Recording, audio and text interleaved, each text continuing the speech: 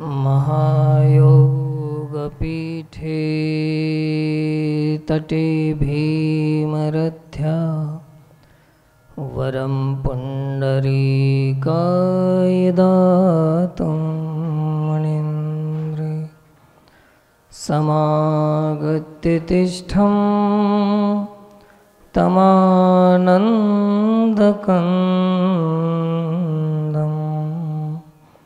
परब्रह्मलिङ्गं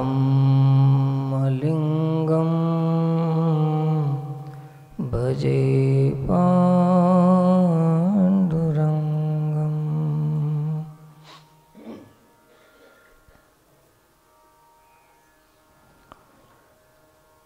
राम कृष्ण हरि मुकुंद मुरारी,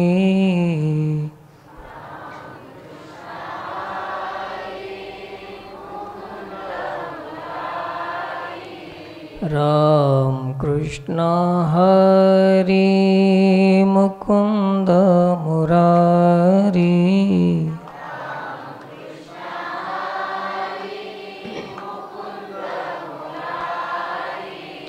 राम कृष्ण हरि मुकुंद मुरारी,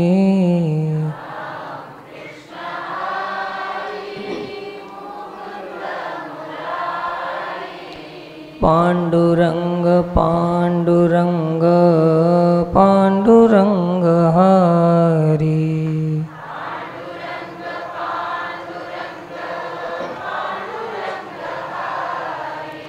पांडुरंग पांडुरंग पांडुरंग हरि,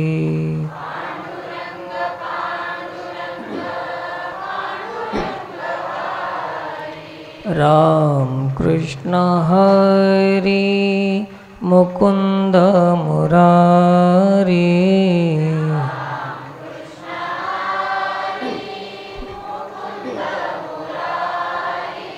राम कृष्ण हरि मुकुंद मुरारी,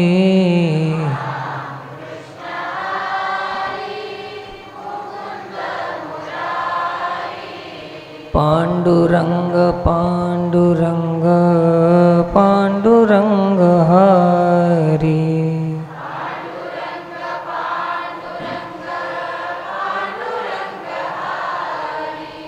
पांडुरंग पांडुरंग पांडुरंग हरि,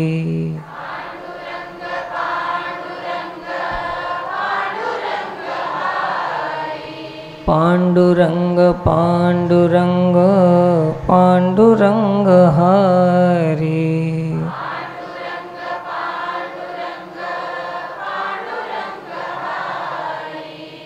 पुंडलीक वरदे हरि विठ्ठल ज्ञानदेव।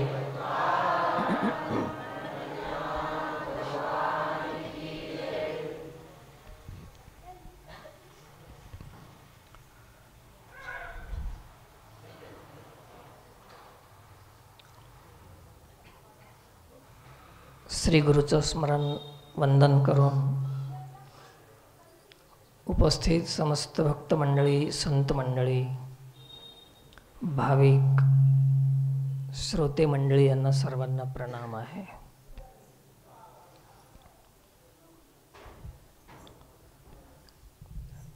सध्या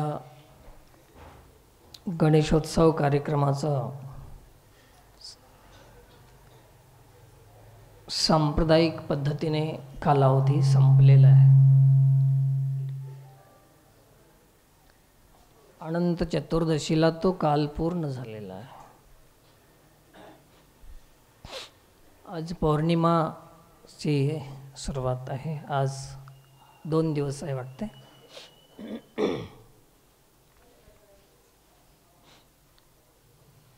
एकामागे एक असे कार्यक्रम संपन्न होत चाललेले आहेत। आयुष्याची गणना होत चाललेली आहे प्रत्येकाच्या। प्रत्येक माणूस वाढदिवस करतो. वाढदिवसाच्या मागे आशय काय आहे की देवाने दिलेल्या आयुष्यातले किती वर्ष आपले संपलेत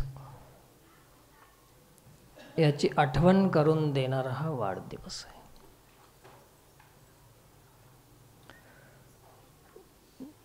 न जाणे काय झाले समाजामध्ये माहीत नाही, परंतु ज्या उद्देशानं ते करायला पाहिजे असा एकही कार्यक्रम उद्देशाशी संबंधित राहिलेला नाही. कार्यक्रमच राहून गेला, उद्देश संपून गेला.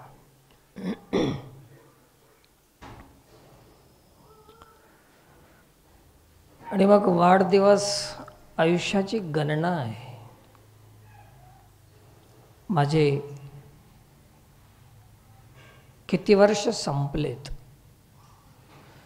आणि संपल्याचं तर आपणाला भान आहे, पण आहेत किती याचं कोणालाही भान नाही, माहिती नाही.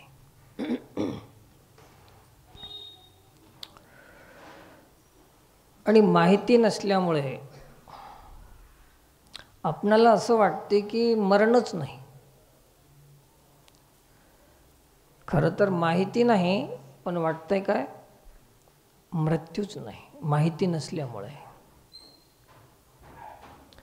किती मोठी भूल आहे.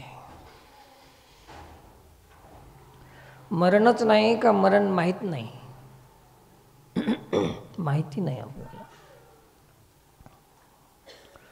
माहिती जरी नसल की अमुक दिवस आहे, अमुक तारीख आहे, अमुक वर्ष आहे, माहीत नसल तर एक निश्चित माहीत आहे की मृत्यू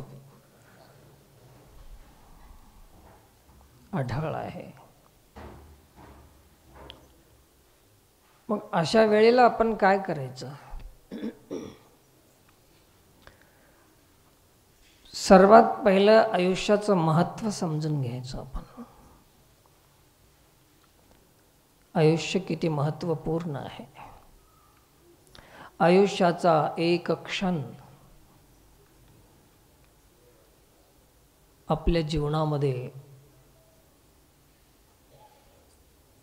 एक घटना घडून जाते एका क्षणामध्ये. फोटो स्टुडिओमध्ये गेल्यानंतर तुमचं जे पोज घ्यायचं आहे, फोटो घ्यायचा आहे, सजायला, नटायला, शृंगार करायला कितीही तास लागले असतील तरी पोज घ्यायला किती तास लागतात? एक क्षण बटन दाबलं की बस आपले फोटो आले. आणि मग ते महत्त्वाचा क्षण कोणता आहे आपला? 2 तास नटलेला का एक क्षण बटन दाबलेला? कोणता महत्त्वाचा आहे? आपला ते क्षण महत्त्वाचा आहे. तसं जीवन हे नटायचं आहे आणि मृत्यू हे बटन दाबायची वेळ आहे. कोणता क्षण महत्त्वाचा आहे?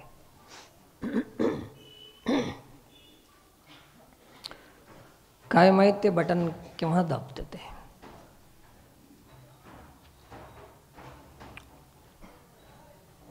बटन दाबते म्हणजे नरड दाबते आणि काय करते दुसरं.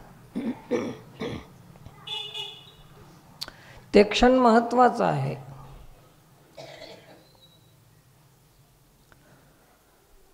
म्हणून संतांनीही संकेत केलेला आहे, भगवद्गीताही आपणाला संकेत करते. अंतकालेच मामेव स्मरण मुक्त्वा कलेवरम. मरणी जया जे आठवे ते तेची गती ते पावे.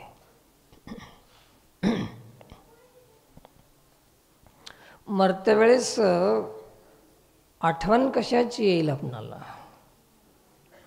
हे महत्त्वाचं आहे. मरण त्याच्यावर अवलंबून आहे. स्वाभाविकपणे आपण प्रत्येकांनाही समजता येईल की अंतकाळाच्या वेळेस स्मरण कशाचं होईल तर आपल्या जीवनामध्ये अधिक महत्त्व अतिप्रिय काय आहे, अधिक महत्त्व आपण कशाला दिलेलं आहे त्याचं स्मरण होईल.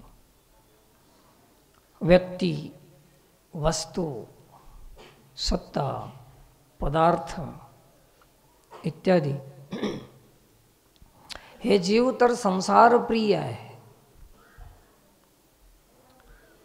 हरिप्रिय नाही, देवप्रिय नाही, संत प्रिय नाही, नाम प्रिय नाही, तर संसार प्रिय आहे.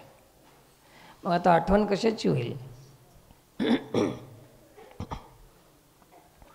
अतिमहत्व आपण ज्याला दिलेलं आहे त्याचं स्मरण होते. एक सज्जन परवा दिवशी भेटायला आले होते. त्यांनी सांगितलं की माझं मन स्थिर होत नाही. असं तुमचाही प्रत्येकाचा प्रश्न आहेच. जेव्हा आम्ही ध्यानाला बसतो, जप करायला बसतो, पोथी वाचवायला बसतो, अनुष्ठान करायला बसतो, उपासना करायला बसतो, तेव्हा आमचं मन स्थिर राहत नाही. याला काय करायचं? आहे का तुमच्याकडे उपाय? काहीच नाही. याला काय करायचं? दवाखान्यात जायचं का? काय करायचं याला? मन स्थिर होत नाही, याचं कारण शोधायचं. काय करायचं? मन स्थिर करायचं म्हणजे कारण शोधायचं.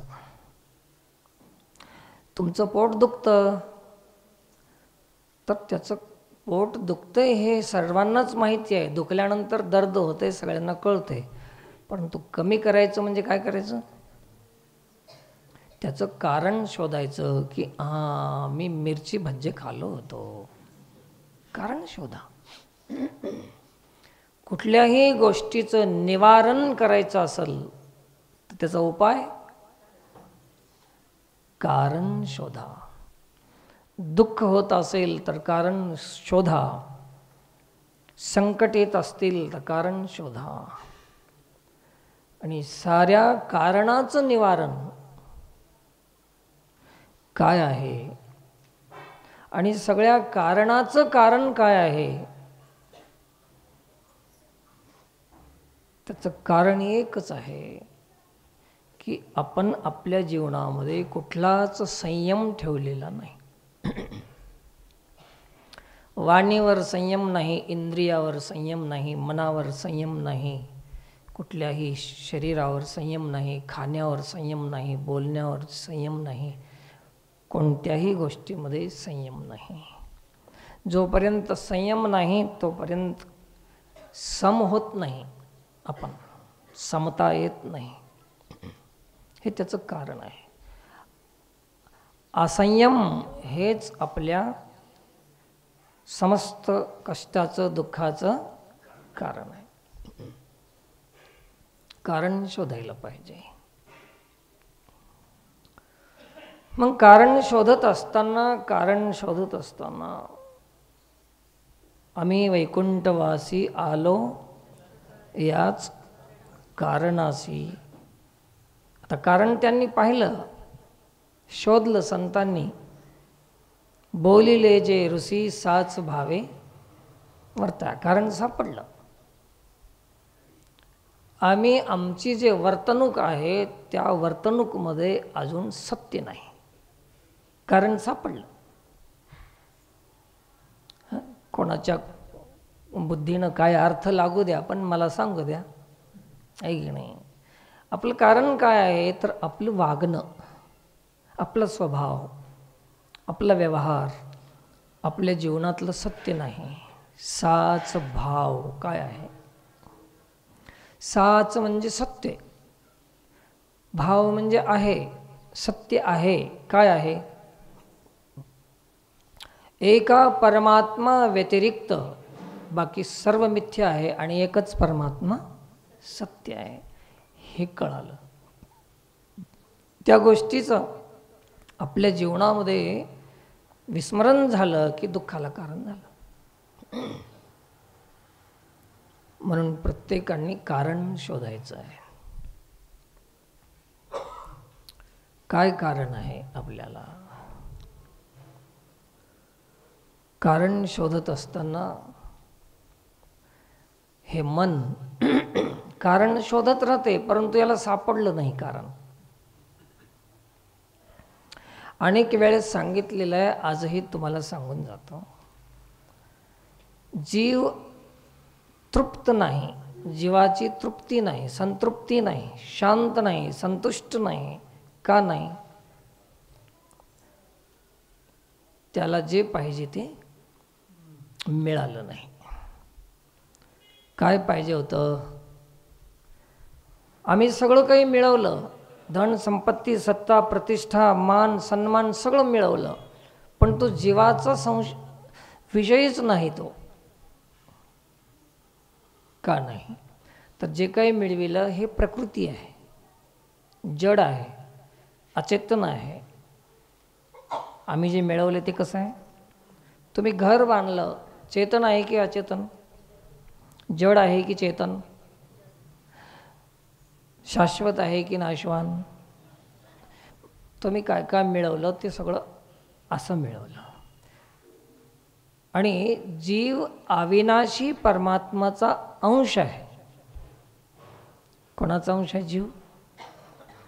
मग अविनाशी परमात्माचा अंश आहे, तर जीव बी कसा आहे? अविनाशीच राहणार ना. बरोबर आहे ना?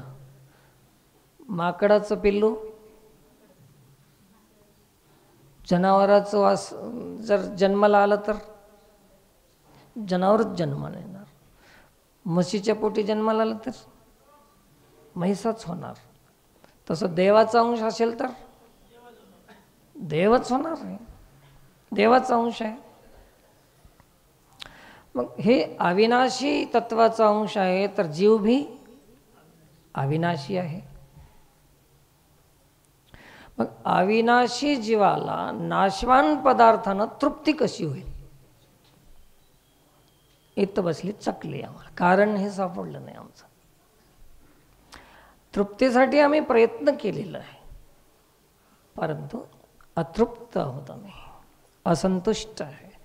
संतुष्ट कोण आहेत? तर योगी आहेत. संतुष्टम सततम योगी.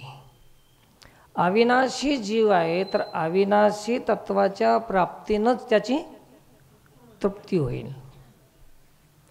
ज्ञान विज्ञान तृप्तात्मा, भगवद्गीतेमध्ये काही श्लोक आलेले आहेत. तर आम्हाला त्याचं कारण सापडलं नाही. कारणाशिवाय निवारण होत नाही. बघा ना, हे मनाला वाटलं की चला आमचं मन बेचैन व्हायला, तर घर नाही म्हणून होत असेल, बांधलं घर. पुन्हा बेचैन झाल्यावर वाटलं की नाही नाही नाही नाही घर कारण नाही, बायको नाही म्हणून बेचैन व्हायला काय की पूर्ण बायको केली. बायको म्हणा नवरा म्हणा केला. पुन्हा वाटलं की अरे अजून बेचैन आहे, हे बी कारण नव्हतं. हां मी सरपंच झालो नाही म्हणून होत असेल तसं. काही खटाटोप करून भानगडी भांडणं करून सरपंच झाला. भानगडी वाढल्या की कमी झाल्या? वाढल्या. अजून बेचैन झाला. वाढल्या? वाढतातच भानगडी, पण होऊच वाटते ना. मग असं हे वाढत वाढत वाढत वाढत वाढत हे केल्यानं होईल का, ते केल्यानं होईल का, ते केल्यानं होईल का, सारा संसार कमावला, पण ते काही. आणि या मनाला तृप्त करण्यासाठी हे पसारा जमा करीत असताना कित्येक वेळेस अपराध करावं लागलं, पाप करावं लागलं, अन्याय करावा लागला, असत्य बोलावं लागलं, खोटं काय काय करावं लागलं. हे सगळं पापही झालं, तृप्तीही झाली. करायची होती तृप्ती, पण झालं काय? पाप. आता होईल का माफ? ते काय तेलंगणा सरकार आहे का किती बी पाप केलं तर माफ करायला? ऋणमाफी हे तेलंगणा सरकार नव्हे, हे मोठा अलबेला सरकार आहे. है ना। अलबेली सरकार, क्या नाम है उसका? अलबेली सरकार। ये तेलंगाना सरकार नहीं है कि माफ करने के लिए। मग हे सगळं झालं आणि शेवटी आयुष्य संपलं. गंमत अशी झाली की तृप्ती राहून गेली,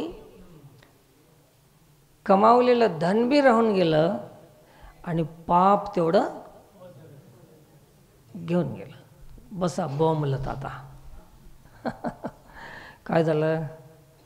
किती हानी झाली, किती नुकसान झाले. तृप्ती तर होतच नाही, कारण जीवाचा विषय नाशवान नाही ना, जीवाचा विषय तर शाश्वत आहे. म्हणून याची जी तळमळ आहे, याची तळमळ शाश्वतासाठी आहे. पण जीवाला माहीत नाही की तळमळ कशामुळे लागली. याला वाटायला हे सांसारिक पदार्थामुळे, वस्तूमुळे, व्यक्तीमुळे लागली असेल कदाचित. म्हणून या पसारा गुंतवण्यामध्ये, संग्रहित करण्यामध्ये, परिग्रह करण्यामध्ये महाराज लागले, चोर लागले, पाटलं लागले, सगळे याच्यामध्ये बरबटून गेले. पाप बिचारे तृप्त नाहीत, कारण समजलं नाही. तर सगळ्या गोष्टीचं कारण तर एक शाश्वत परमात्मा आहे. 4 वेद झाले हे कारण सांगण्यासाठीच झाले. 6 पुराण झाले हे कारण सांगण्यासाठीच झाले. 18 पुराण झाले हेच कारण सांगण्यासाठी, हेच कारण तुम्हाला समजून देण्यासाठी झाले. हेच म्हणजे परमात्मा हरी. चहुवेदी जान साहे शास्त्री कारण. कोणतं कारण? 18 पुराणे. हरी हेच कारण आहे. आपल्या असंतृप्तीचं कारण काय आहे? हरीची प्राप्ती नाही. बघा, हरिपाठ जमत असलं तर अर्थ लावत जा. ठीक. 18 पुराणे हरीशी गाती. कारण समजलं नाही. विद्या, विद्वता, कला, कुशलता, ज्ञान हे सगळं काही आम्ही आमच्याकडे जरी प्राप्त केलं तरी कारण हरी आहे. तर हरीला सोडून सगळं काही जमा केलं तरी तृप्ती नाही.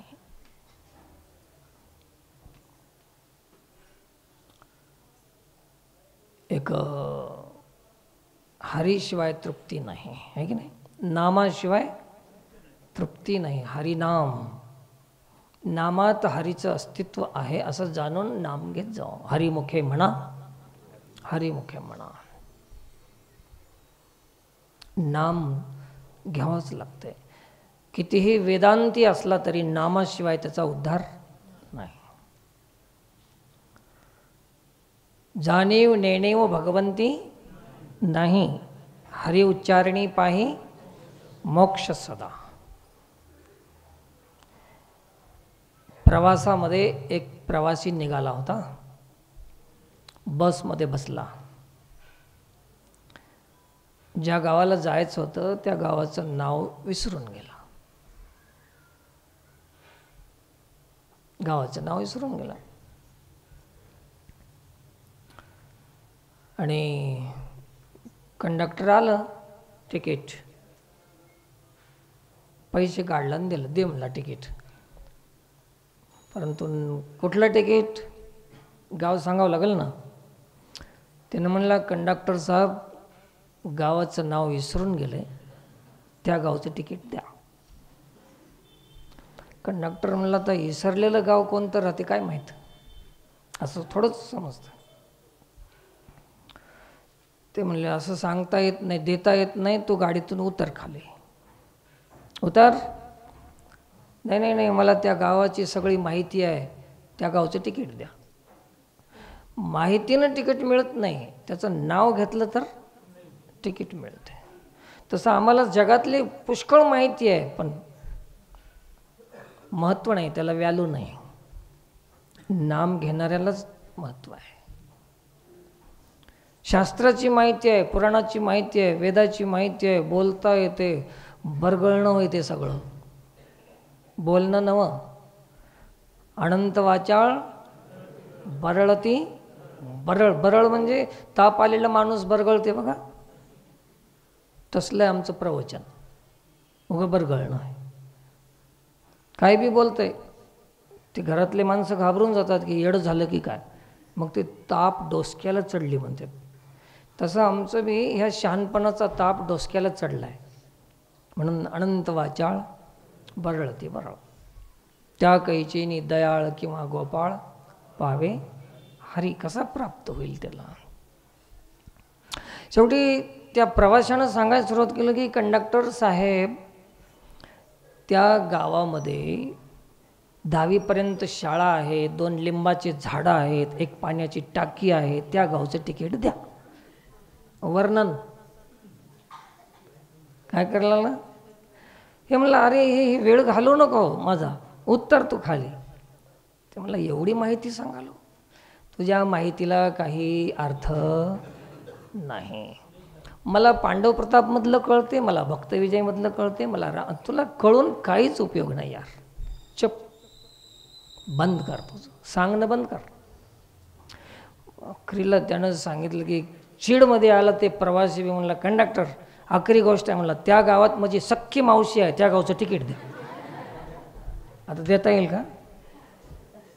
तिकीट कसं देता येईल? 2 तास जरी त्या गावाचं वर्णन केलं असेल तरी तिकीट भेटणार. केव्हा भेटेल? नावच घ्यावं लागेल बाबा. तसं हरिपाठ सांगते की नामाशिवाय नामापरते तत्व नाही रे, अन्यथा कशाला जातोस, भटकतोस. तर हे कारण कोण आहे?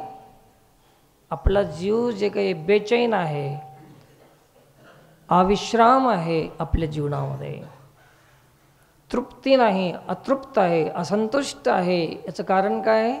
संसारात काही नाही म्हणून का? आपणाला असं वाटलं, परंतु वास्तविक जीवाचं असंतुष्टीकरणाचं कारण काय? तर त्याला त्याच्या अविनाशी पदाची प्राप्ती हवी आहे. याच्यासाठी जीव बेचैन आहे. तुमचा बी तुम्हाला माहीत नाही की बेचैन कसं काय व्हायला आहे, बेचैन कसं काय व्हायला आहे, तेच माहीत नाही. माहीत नाही म्हणून तर हे हरिपाठामध्ये कारण सांगितलं ना. हे जर प्राप्त झालं तर आपली बेचैनी.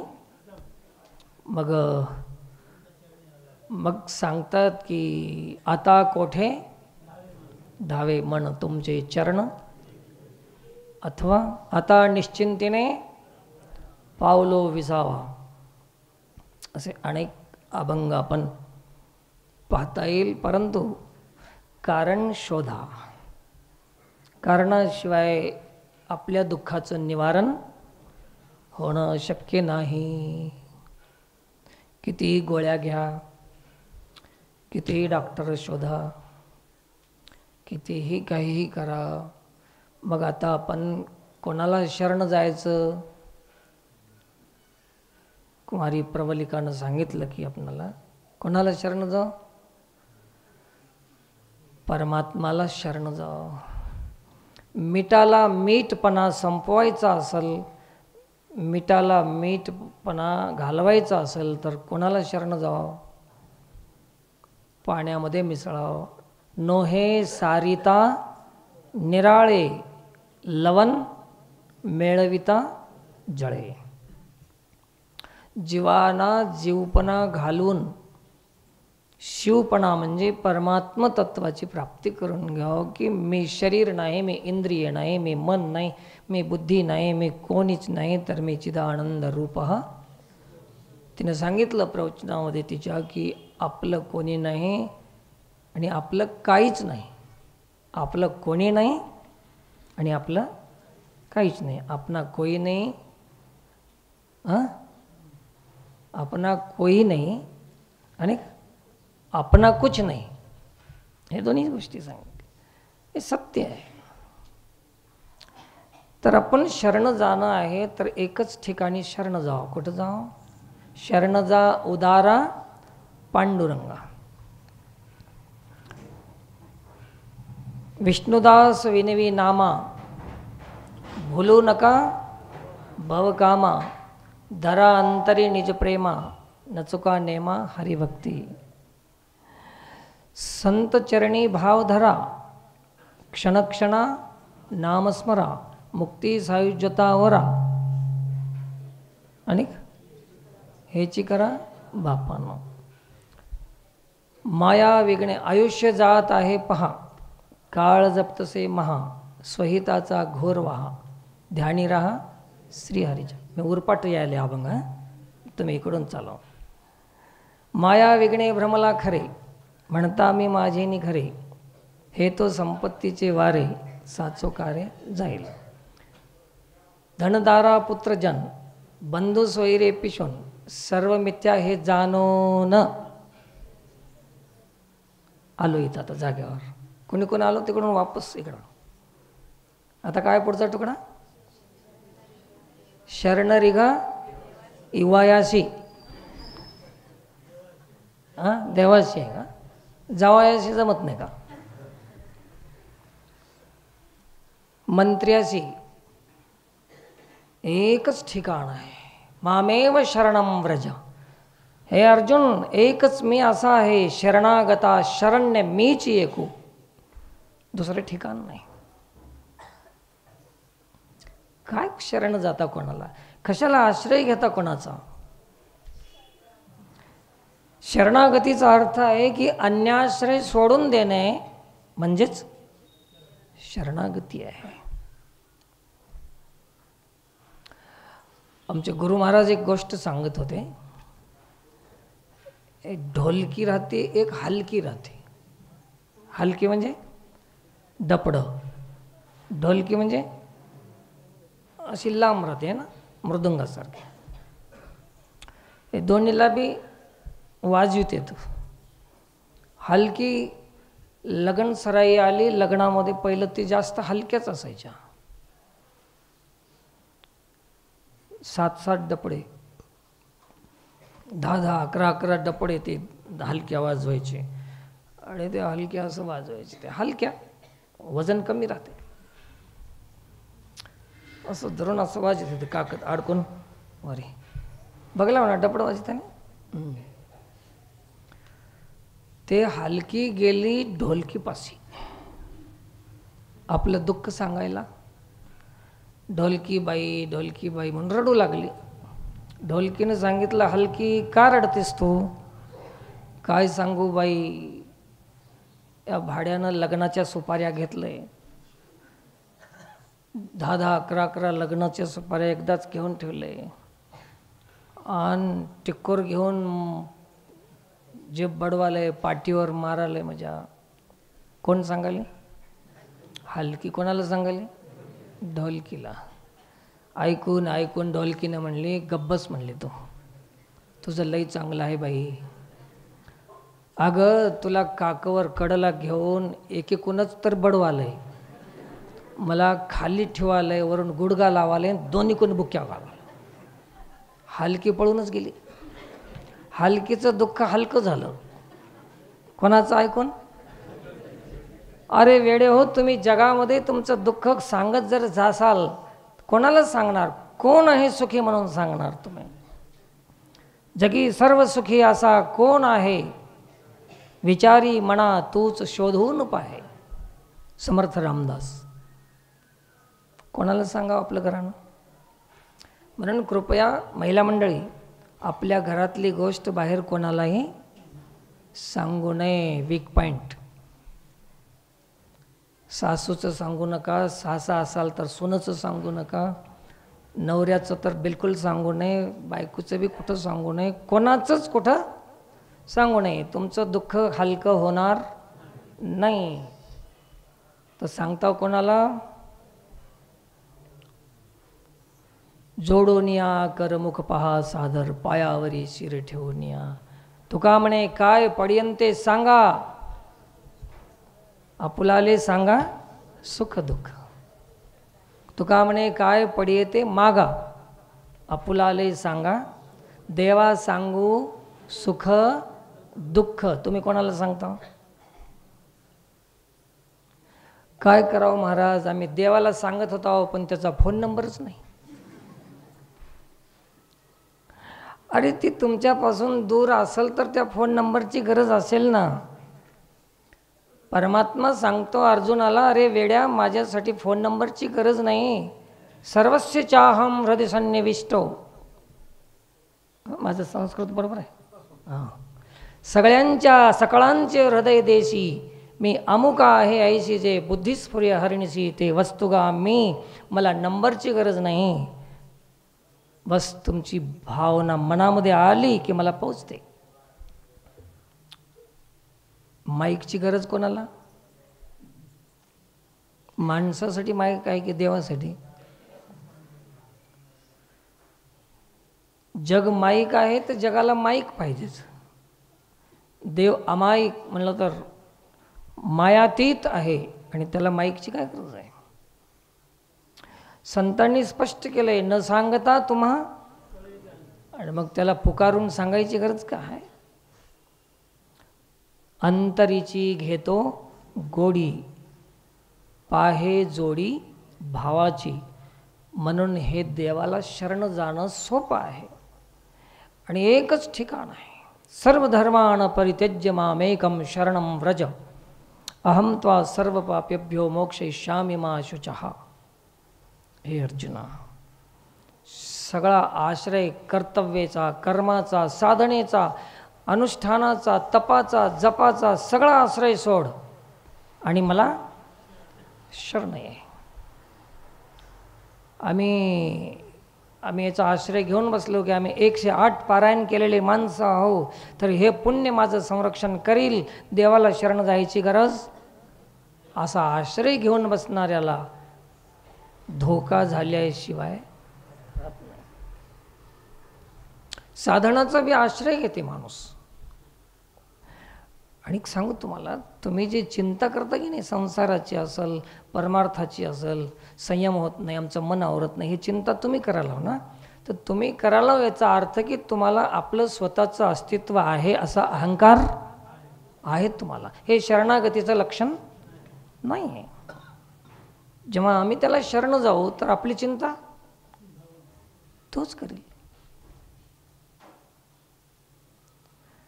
जे वस्तू आपण एखाद्याला दिली की त्या वस्तूची चिंता ज्याला दिली ते वस्तू करून घ्यावं का ते घेणाऱ्यांना त्याची चिंता करावं? सांगा. दुर्बळाची कन्या समर्थाने केली. बघा, एक भिकाऱ्याची पोरगी होती पण राजाच्या पोराला पसंत आली. पसंत करायला भिकारी आणि राजाचा काय संबंध आहे? चांगली आहे, पसंत आहे, बस. आणि त्यांनी हट्ट केला राजापाशी की मला करायची तर हेच पोरगी करायची. कोणाची? भिकाऱ्याचीच करायची. भिकाऱ्याचीच करायची म्हणून हट्ट धरल्यावर राजानं काय केलं, आता आपली इज्जत काय राहील आता? अरे पोरा, असं करू नको, तुला श्रीमंताची पोरगी करून देतो, 51 करोड हुंडा देणार आहे तुला, त्याची करून देतो. ते म्हणला हुंडा नको, गोंडा नको, करायची तर तेच करायचे. ते काय येड लागलं. शेवटी राजा मजबूर झाला आणि आधी त्या भिकाऱ्याच्या घरी गेला आणि विचारलं की, भिकारी घाबरून गेला की राजा कसं काय आला, मी तर काही केलं नाही. म्हणले राजेसाहेब खुनीकडे आहात. म्हणले तुझी पोरगी देतोस का? त्यानं म्हणला, गरीबाची मजाक का करतात तुम्ही? मजाक करू नका ना तुम्ही. ते म्हणला, नाही रे मजाक नाही, खरंच तुझी पोरगी करायची. असं सांगून सांगून पटवून ते पोरगी पसंत केली, ठरली. मग राजाला काय करावं लागलं की आधी त्या भिकाऱ्याला घर बांधून द्यावं लागलं. मग त्याच्याकडे गाढवं गिडवं होते, ते काढून मग कार घेऊन दिली त्याला. सगळं व्यवस्था आधी केली, मग सोयरिकीला माणसं बोलिले. आधी त्याचा भिकारीपणा नाहीसा केला आणि नंतर पोरगी केली. बघा आता. आणि पोरगी केल्यावर ते पोरीला सवय होती रोज 10-12 घर मागून आणायची. उरलेली कढी दे माय, उरलेली भाजी दे माय, आहे की नाही? भाज्या विजा मागून आणि टमरेल घेऊन फिरायची बिचारी. ते सवय तिची आदत लागलेली. आणि कोण करून घेतली? राजानं करून घेतली. राजानं करून घेतल्यावर ती पोरगी तिथं नांदाय गेली. तिची रोजची सवय आता उठून टमरेल येऊन. आता जाईल का ते भाज्या मागायला? जाऊ देईल का त्यानं? ती चिंता कोणाला आता त्याची? तिच्या पोटाची. कशामुळे? त्याची झाली ना. कशी झाली? तर आपलं आडनाव, आपलं नाव, आपलं गोत्र, आपलं सगळं सोडून सर्व धर्मान परित्यज्य. घनघोत त्याग, नावाचा त्याग, आडनावाचा त्याग, गोत्राचा सगळा त्याग करून. तसं देवानं सांगितलं की कोणताही आश्रय ठेवू नको, सगळं त्याग करून मला शरण येतो. आम्ही विश्वामित्र गोत्र, आम्ही वशिष्ठ गोत्र, गोत्रपुत्र काय चालणार तिथं? सगळं सोड तिथं. आम्ही ब्राह्मण आहोत, आम्ही गोमटी आहोत, काहीच नको तिथं, काही जमत नाही. सर्व धर्मान परित्यज्य मामेकम शरणम व्रज. तू ये मला शरण ये. असं कृष्णानं अर्जुनाला सांगितलं. तू सोड सगळं. मग आता त्याची चिंता कोण करणार? त्या पोरीची तिचा नवरा करणार. आता तिथं जाऊन बी जर ते पोरगी आपली चिंता करीत असाल तर अजून त्या माणसाला शरण गेली नाही, त्याची झाली नाही. आणि त्याची झाली असेल तर चिंता, तुम्ही चिंता करीत असाल तर त्याच्या अनेक झाल्या नाही. आणि ज्याचे झालं असाल तर आता घरी जाऊन विचार करा. राजा सुग्रीव, वानरराज सुग्रीव, हे सगळे जिकडे तिकडे कथा सांगायला होता, विषय संपला. शुद्धीसाठी निघाले. पूर्व पश्चिम दक्षिण उत्तर असे ह्या दिशा निर्धारित करून दिल्या सर्वांना.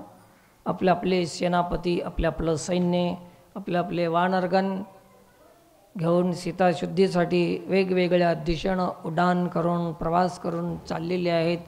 त्यांना ते सांगितलं की उत्तर दिशेला हे गाव लागते, हे देश लागते, हे पर्वत लागते, हे असं लागते. आणि त्याच्या पलीकडे मग पुढे कोणी जाऊ नका, तिथून परत या. इकडे गेल्यानंतर हे देश, हे अमुक, हे तमुक, तिथून परत या. असे सगळे माहिती सुग्रीवानं दिले सगळ्याला. ह्या दिशेने गेल्यानंतर हे राज्य आहे, हे राजा आहे, हे अमुक आहे, हे सारी माहिती दिली. जिकडे तिकडे वानर निघाले आणि हनुमानजीला काहीच सांगणं गेले. सगळ्याला सांगितलं, हनुमानजी बसला तसंच. हनुमानजी म्हणला, हे काय नशीब माझं, माझ्या शक्तीचं मी काय करू, माझ्यामध्ये सामर्थ्याचं मी काय करू, माझ्यामध्ये सेव्याचा भाव आहे, मी काय करू. मला राम विचारत नाही, काम सांगत नाही. हजारो लाखो वानरांना काम सांगितलं आणि मला नाही सांगितलं. गडबडा पडून लोळू लागला, रडू लागला हनुमान. कशामुळे रडू लागला? काम सांगाय नाही म्हणून. आपण कशामुळे रडतो? एवढं कसं काम सांगायलंय म्हणून. हे आपल्यातून त्याच्यात फरक तेवढाच आहे, जास्त काही नाही, एवढाच फरक आहे. रडू लागला. त्यावेळेस मग त्यांना पाहून सुग्रीवाला सांगितलं की सुग्रीवा ते लई रडालंय, त्याला बी काम सांग. मग त्याला बोलवून घेतलं आणि सांगितलं, चला तुला दक्षिण दिशा म्हणले. तुला कोणती? दक्षिण दिशेला तू जायचं. असं असं एक राज्य आहे, ते राज्य आहे, अमुक राजा आहे, अमुक राजा आहे. जात जात जात जात लंका आहे त्याच्या पलीकडे. असं सारी माहिती दिली आणि तयार झाला हनुमानजी जाण्यासाठी. तयार झाल्यानंतर याचे संग नळ, नीळ, जांबवंत, अंगद हे सगळे हे वीर निघाले. जाताना हनुमानजी खुश झाले. मग आता काम करण्यासाठी दक्षिण दिशा धरून ते निघाले. दक्षिण शब्दाचा अर्थ आहे उजवीकडे. दक्षिणचा अर्थ काय? उजवीकडे निघाले. जोपर्यंत तुम्ही उजवीकडे निघत नाही तोपर्यंत सीताशुद्धी उजवीकड शब्दाचा अर्थ काय? उजवीकड डावीकड म्हणजे काय? उजवीकड म्हणजे उजवं काय आहे? उजवं कशाला म्हणते? याच्यापेक्षा हे उजवं आहे म्हणजे आपली मराठी भाषा हो साधी बोली भाषा आहे, है ना? काय म्हणतात? या दोन्हीपैकी कोणतं उजवं आहे? म्हणतात दिशा बघतेत का चांगलेपणा बघतेत त्याचा? हां, त्याला म्हणतात उजवं. जसं कुलूप आहे ना तुमच्या घराला, चाबी असं असं उजवीकडे फिरलं की खुलून जाते मुक्त, आणि डावीकडे फिरलं की बंधन. मग संसार हे डावीकडली दिशा आहे आणि परमात्मा हे उजवीकडली दिशा आहे. देखील या वस्तू ते उजूलुंठिती, असं माऊलीची गोवी आहे. देखील या वस्तू ते उजूलुंठिती, उजव्या बाजूनं त्याला ओलांडून जातात, उजवीकडे जातात. संत हे चालेत उजवीकडे आणि संसारी आपण कोणीकडे? डावीकडे चाललोत. डावीकडे गेलं तर सीता मिळणार नाही, भक्ती मिळणार नाही. सीता म्हणजे, आणि उजवीकडे म्हणजे दक्षिण म्हणजे उजवं. पूर्वेकडे तोंड करा आणि दक्षिण भागाकडे बघा तर आपला कोणता हात येईल इकडं? उजवा हात येईल. ह्याला उजवीकडे म्हणतात. असं आता कथा आहे की इकडे राक्षसचं हे आहे देश, उजवीकडे आहे. बघा ना गंमत अशी, आणि त्यांच्या ताब्यात आहे ना ते. तर असं हे उजवीकडे जाण्याचा दिशा निर्धारित केली. त्यांच्यासोबत अंगदाला दिलं, सांगितलं की अंगदाचं नाव आलं पाहिजे, यश आलं पाहिजे. हनुमान हे तुला सोपवून देतो मी. हनुमान म्हणाले मला नावाची गरज नाही, मी अंगदाचंच नाव सांगेन. परंतु अंगदाला मिळते काय? नाव तर त्याचं सांगावं लागेल ना. असं अशा पद्धतीने ठरलं आणि हे दक्षिण दिशेला हे निघाले. तर आता तुम्ही कोण्या दिशेला निघता सत्संग झाल्यावर? आता उजवीकडे आलात तुम्ही सत्संगला, आता कोणीकडे फिरविणार? डावीकडे फिरलं की बंधन. आता मोकळं होऊन आला, मुक्त होऊन आला, उजवीकडे फिरला ना. अशी हे कथा आहे. तर झालेली सेवा आज जास्त घेतलो का? नाही का? तर हे सुरुवातीपासून ते शेवटपर्यंतचे मुद्दे ध्यान ठेवा की कारण कोण आहे? सगळ्या दुःखाचं कारण कशामुळे आहे? आपणाला जे पाहिजे ते मिळालं नाही, ते प्राप्त आपण केलं नाही, आणि बाकी बरंच काही आपण जमा केलं, मिळविलं, प्राप्त केलं, पण ज्याच्यामुळे सुख होते ते आपण, असंच एका अभंगात बी सांगितले, सगळ्यांना सुखाची अपेक्षा आहे ना, मला तुम्हाला सगळ्यालाच, आणि ते सुख कशानं होईल? एक दृष्टांत दिला, थोडं वाढवाय सांगितलं ना. वाढवायला काय कमी आपल्यापाशी? निबिड अंधार पडला, रात्रीची वेळ झाली, गडद अंधार रात्री आहे. आता ते रात्र नाहीशी करायची असेल तर कशानं करणार?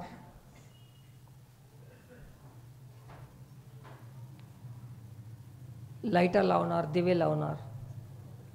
किती दिवे लावलं तर रात्र नाहीशी होती?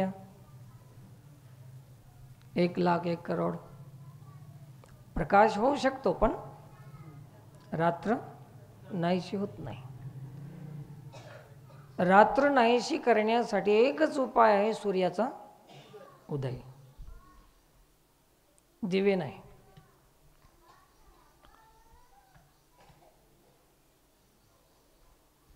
पूर्वीच्या काळामध्ये असे गावाला एस असायची. एस म्हणजे एकच द्वार, बाकी चौकडून कडेडा, बंद असं कंपाऊंड वॉल. वरून उतरा येत नाही, खालून वरी जाता येत नाही, बाहेरून मध्ये येता येत नाही. जायचं असेल तर एकाच द्वारातून जावं. मग गावाच्या भोवताल किती फिरलं तर जायचं असेल तर उपाय एकच. नगर भ्रमता जन्म जाओ, परी प्रवेशू एकाची द्वारे रे. हे जसं आहे, लाखो दिवे लावलं तरी रात्र संपत नाही आणि सूर्य निघाल्यानंतर रात्र राहत नाही. तसं तुम्ही करोडो उपाय केले संसारामध्ये, विज्ञानाच्या बळावर विकास केला तरी सुख मिळत नाही. आणि एक हरीची प्राप्ती झाली तर सुख दुःख राहत नाही आणि सुख झाल्याशिवाय राहत नाही. म्हणून आपला तो एक देव करून घ्यावा. ह्याच्यानं बी सुख होते, त्याच्यानं बी सुख होते असं नाही सांगा. एकानंच होते. कशानं? देवानंच. बघा, ते नाही विन जीवा सुख नाही. आपला देव कसा करून घ्यावं? थोडासा मजेदार बी आहे, परंतु समजायला थोडं कठीण बी आहे. थोडं समजून घ्या मस्त. आपला देव करून घ्यायचा म्हणजे कसा करून घ्यायचा? आपला कसा करायचा? आता हे विठोबा आहे, आपला कसं करावं? त्याला इथून घेऊन घरला घेऊन जावं, काढून झाला आपला. तसं होत नाही. आपला देव करण्याचा अर्थ असा आहे की आपण देवच आहोत, देवाचे आहोत, देवच आहोत. स्वयं आपलं स्वरूप देवाचंच आहे, परंतु आपल्याला भ्रम झालेला आहे की मी जीव आहे, मी शरीर आहे, मी मनुष्य आहे, मी स्त्री आहे, मी पुरुष आहे, मी काळा आहे, मी गोरा आहे, मी जाड आहे, मी रोड आहे, मी अमुक आहे, मी तमुक आहे, मी पाटील आहे, मी पदवीधर आहे. हे साऱ्या गोष्टी ह्याच्यावर लादल्या आपण, आहे की नाही? आता हे एक एक लादलेली गोष्ट काढून टाकून टाकून टाकून टाकून उरतंय काय? काय उरलं मग? देह म्हणलं की सगळं आलं त्याच्यामध्ये. इंद्रिय आले. मनोबुद्धी चित्तानी नाहम, मनोबुद्धी अहंकार चित्तानी नाहम, न च श्रोत्र जिम्मे, न च घ्राण नेत्रे, न च योम भूमीर, न तेजो न वायू, चिदानंद रूप शिवोहम. असं एक एक एक एक एक एक काढीत राहा. बघा देव कसा करायचा बघा. देव आता समजा एक तिकडे या भिंतीच्या पलीकडे एक वस्तू आहे, त्याच्या अलीकडे भिंत आहे, त्याच्या अलीकडे एक दुसरं एक असं आडवं आहे, त्याच्या अलीकडे अजून एक आडवं आहे. असं एक एक एक एक आडवं ते असलेलं काढत काढत काढत काढत गेलं तर काय होते?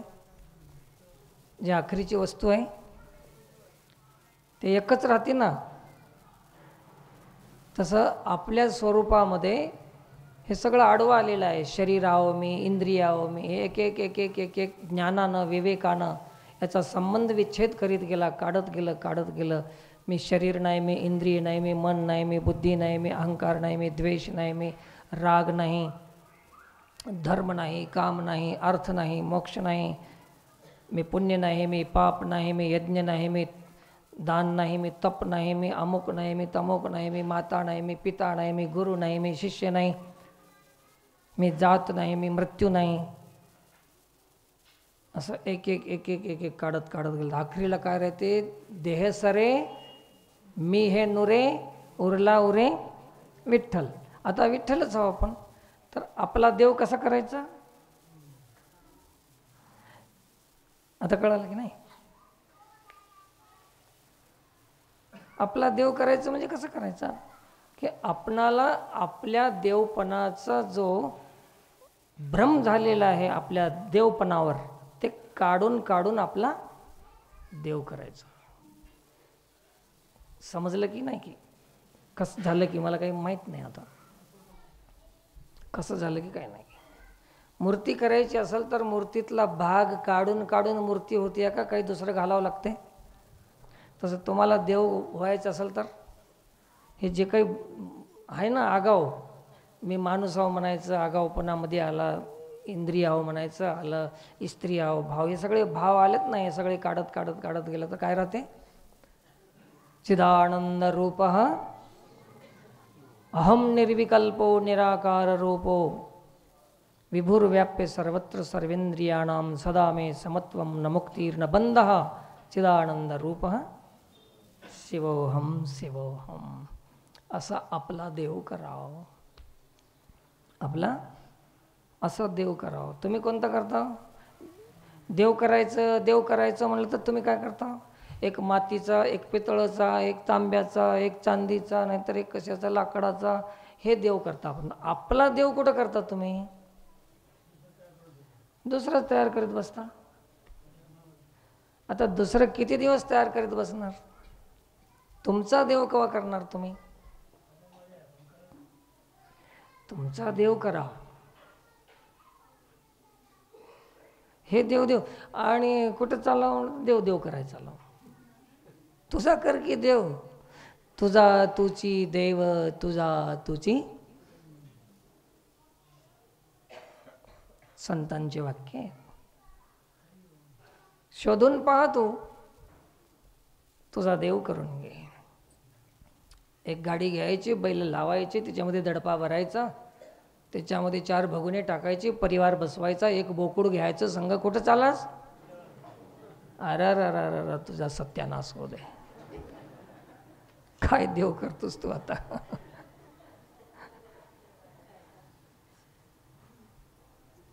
पळ्या फिळ्या लटकून घेऊन जायचं. बोकुड गाडीच्या मागं बांधून नाही देत ना. देव आपला करा. आपुला तो एक देव करून घ्या. असा देव करायचा आहे. कसं सांगावं मला बी सांगायला सुधारणा गेली तुम्हाला. तर असा देव करणं म्हणजे सुखाचा उपाय आहे. सुखाचा उपाय म्हणजे तुम्हाला सुख मिळवायचं नाही, तुम्हाला सुखरूप व्हायचं आहे. सुखच बनायचं आहे तुम्हालाच.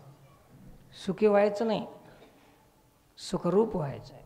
सुखरूप व्हायचे तुझे कोण सांगा, माझ्या पांडुरंगा सारे किती सर्व सुखाचे आगर, बाप रखमा देवीवर सर्व सुखाचे आगर, मने नरहरी सोनार सर्व सुखाचे आगर, जनी मने शारंगधर. असं सर्वांनी सुख म्हणजे परमात्मा, ते तुम्हीच होता. तुम्ही सुखरूप आहात. ईश्वरांश जीव अविनाशी चैतन अमल सहज सुख राशी. सुख राशी आहात तुम्ही. या पद्धतीनं तुम्हाला देव होता येते. आणि तर सत्संग कार्यक्रमामध्ये या अध्यात्म मार्गावर चालण्याचा प्रयत्न करा. आपला आपण विचार करा. आपुली आपण करा. कशातून? कसलं बंधन कुठं आहे? मी देह आहे हे बंधन आहे, करा सोडवण त्याच्यातून. मी मन आहे, करा सोडवण त्याच्यातून. मी बुद्धी आहे, मी स्त्री पुरुष आहे, हे जे बंधन आहेत की नाही, याच्यातून सोडवण करा तुम्ही. आपुली आपण सोडवण करा. आता बांधून आहो की नाही? कोण आहो तुम्ही? काय करावं महाराज, मी बाई आहो. बांधून घेतली त्याच्यामध्ये. अरे तू बाई नव्ह, शरीर बाई आहे, तुझी प्रकृती आहे. ते तू तर परमात्मा स्वरूप आहेस. सुटली त्याच्यातून. आणि दुसरं सुटण्याचा उपाय ज्ञानेश्वर महाराज सांगतात की सगळं कर्तृत्व, कर्तेपणा, कर्तृत्व, भोक्तृत्व आपल्यावर आपण घेतो ना. सत्ता त्याची, त्याच्या सत्याने सगळं होते ना फुकटमध्ये. मी करायला वाटते, हे बी एक बंधन आहे. हे मजची स्तव झाले परी म्या नाही केले, आयसे जेने जाणीतले तो सुटला गा. आपुली आपण करा सोडवण. कोण सुटते? असं ज्ञान ज्याला होते, गुरुच्या मुखातून ज्याला श्रवण घडते, याच्यावर ज्यानं आपला अभ्यास करते एकांतामध्ये बसून, तो सुटला गा. असं तुम्हाला आम्हाला सुटायचं आहे. त्याच्यातून सुटण्यासाठी काम करा. सत्संग कशासाठी करायचं आहे? बांधलेलं सोडून घेण्यासाठी आहे. जाता जाता आणि 1-2 मिनटामध्ये सांगून देतो. सोडायचा एक मंडप राहते आणि बांधायचा एक मंडप राहते. बांधून घ्यायचा मंडप म्हणजे लग्न मंडप, आणि सोडून घ्यायचा मंडप म्हणजे सप्त्याचा मंडप. आता ते बी बांधून घ्यायचाच होऊन गेला, पण असं सोडून घ्यायचा मंडप होता ते. त्या मंडपामध्ये वेगळं, ह्या मंडपामध्ये वेगळं. आणि सोडून घ्यायचं चांगलं की आपल्यासाठी बांधून घ्यायचं चांगलं? आणि कोण्या मंडपाला जास्त सजवितो आपण? मग शहाणे की मूर्ख? अबा म्हणून घ्या ना एक बार, काय होते, बिघडते काय? म्हणून घ्यायला तयार नाही आहे की नाही? त्या मंडपामध्ये ते मंडप सजित आहेत, त्याच्यामध्ये ते नवरदेवाला त्या पारावर घेऊन जातात, पारावर घेऊन गेले की त्याला तिथं बसितात, ते मारुतीकडं पाठ करते आणि इकडं तोंड करून बसते. ते कवा येते ते वाजत गाजत, ते शेवंतीला कवा येतात लोक, इकडंच बघत बसते. सोन्याची अंगठी कवा आणतात, मारुती विनमुख पाठ तिकडं करून बसते. येऊन विचारलं की अरे तिकडं तोंड कर की रे, इकडं कशाला फिरलास? तर त्यानं म्हणते तिकडं तोंड करायला जमना, कारण त्याला बायको बी नाही, लग्न बी केलं नाही, मला करून घ्यायचं आहे, तिकडं कशाला करू, इकडं तोंड करून बसते. मग आल्यावर ते विचार करीत बसते, कसं होईल कसं होईल कसं होईल. त्याच्या डोसक्यावर ते टोपी पटका काहीतरी ठेवते, ते बांधना. मग रुसलं म्हणते, रुसणं काही नाही, त्याच्यात छातीत धडधड करायला आहे, हे बांधून घेऊ तर कसं होईल पुढे. हे काय म्हणतात, रुसले म्हणतात येड्या तोंडाचे. मग त्याला उगाच म्हणायचं दिवाळीला देतो, दसऱ्याला देतो म्हणून फुगवायचं, त्यानं ते मग बांधून घेते. असं तसं करून लग्न मंडपामध्ये घेऊन येतात. आणता एक ते घोंगडा आडवं धरतंय, जाऊ नको याच्यामध्ये म्हणून, पडू नको. मग यानं काय करते, ते 10-5 रुपये त्याला देते, ते घोंगडं काढून घेते, जाय म्हणते, मला काय करायचं. हे येऊन मध्ये पडते, त्याच्यामध्ये पडलं की लग्नामध्ये तिथं भावल्यावर बसितात, त्याला भावलं म्हणते. ते सगळ्या पैशाला भावलं, संपत्तीला भावलं, सुखाला भावलं, सगळ्याला भावलं, म्हणून त्याचं नाव भावलं. त्या भावल्यावर बसितात. मग तिथं ते वारले बांधतात. काय बांधतात? तिथं एक वारलं, इथं एक वारलं. वारलं कशाला म्हणतात मराठीमध्ये? आप्पीशी सगळं आहे की नाही, वारले. मग ते वाजिणाऱ्याला वाजवा म्हणणार. अरे फुका म्हणजे काय शुभ शब्द आहे का नाही? कवा म्हणतात फुका? मेलेल्या मड्याला म्हणतात फुका. आता असं आप्पीशी. पण आम्ही त्याला शुभ मानलं आणि त्याला नाव काय दिलं, शुभमंगल. तर हे बांधन आहे, याच्यातून आपण बांधलेले आहोत. अशा अनेक प्रकारचं बंधन आपल्याला आहे. तर आपुली आपण करा, सोडवण करून घ्या, मनुष्य जन्मामध्ये कृतार्थ व्हा. झालेली सेवा भगवतचरणी समर्पित करून सेवेला पूर्णविराम. आता लगेच आरतीच्या नंतर प्रसादाच्या नंतर आपापल्या घराला जायचं आहे. व्यवस्थित सुव्यवस्थित अनुशासनामध्ये संयम ठेवून आपल्याला पुढचं काम करायचं आहे. पुंडलिक वरदे हरी विठ्ठल, ज्ञानदेव तुकाराम, पंढरीनाथ भगवान.